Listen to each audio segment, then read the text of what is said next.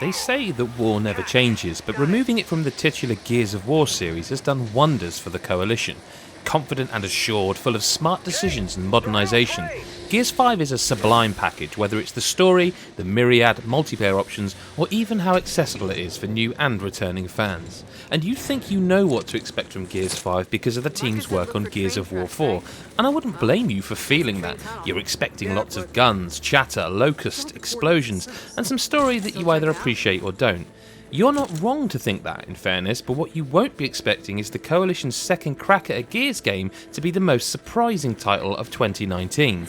The combat remains tight, heavy and satisfying. New guns run the gamut from the use once and done types to weapons that will become new favourites, and it's a testament to the quality of some of them that I don't want to spoil what you'll find, because if you're a fan, you too will make excited noises when you discover certain things for yourselves. Keeping with expectations of the past, visually Gears 5 continues the trend of the series being one of the best looking on any console, but the days of browns and greys are long gone because this universe is one that's been reborn with vibrancy and colour. You'll visit iced over locales, spooky labs, red sand deserts and more, but they burst from the screen.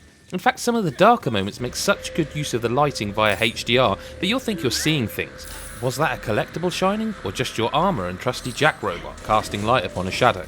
Combining how good it looks with stellar audio and a good pair of headphones makes the whole experience hit another level. Ice storms will destroy the ground as you put your head down and try and make it through. The storms themselves aren't new. Sarah has long been tearing itself apart, but the ice storms are terrifying.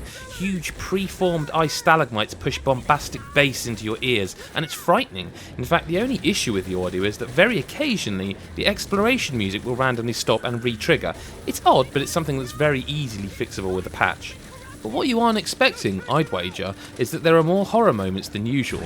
Dark labs that hide darker secrets, hosting grotesquely deformed locust enemies new for you to fight.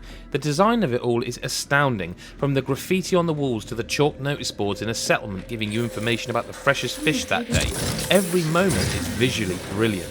This modernisation extends to the whole game too. Instead of being a simple, almost relic-like shooter, here we have a confident experience that one would suspect has taken cues from other first-party games on other consoles. An upgradable new version of Jack that allows you to shock enemies from cover, stim yourself to avoid damage, or cloak yourself to sneak up and stealth kill foes. These are things that Gears has never had, but the latest game feels so much more complete with these additions.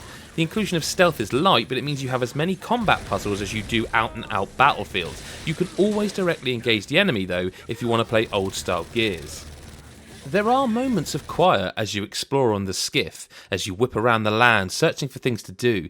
It's easy to forget sometimes that a war is being waged as the wind grabs the sails and takes you off for a jump. You can even stow 2 extra weapons on the skiff for later, which means you never have to be without the best weapon, which, by the way, is the torque bow. Even old weapons have special relic editions that you can find, and these are well worth seeking out. The long shot relic gives you 2 shots per reload if you hit a perfect active reload, which is amazing. It all just adds up to feeling so smart. The Coalition have taken a beloved series and stamped their mark on it in a way that feels like sublime evolution. It's not about the Phoenix Boys anymore, although they do feature heavily. It picks up where Gears of War 4 left off, but tells a more emotional story with some twists and turns that will keep you guessing. It's also far longer than any previous title in the series, and it will likely take you at least 12 hours to get through, and even then you'll have optional quests which might push that number higher. The important thing though is that it never drags. Multiplayer feels fit to burst as well. Horde mode has been upgraded again with new hero style characters. Kate can use a cloak to go invisible, British lad Fars can trigger his ult to see through walls, and if you're playing as Jack you can even take control of an enemy to help your team out, but everyone has something and it changes Horde for the better.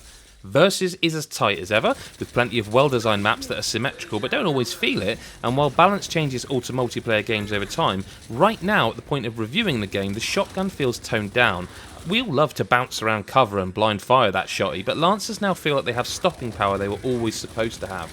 As played out as it sounds, there's something for everyone here. Want hardcore multiplayer? There's plenty of that for you. Don't want anything to do with competitive matches? No problem, hit up the new escape mode or Horde. Even the campaign is replayable and will last you a while thanks to the plethora of collectibles on offer, and there are higher difficulties too. While there is a particular mission that feels ill-advised, I'm left scratching my head for what more the Coalition could have done here. There are tiny missteps, such as a very internety phrase that's used in the campaign that makes no sense and feels daft, but it's a one-liner and Gears 5 gives so much in every department it's hard to stay mad.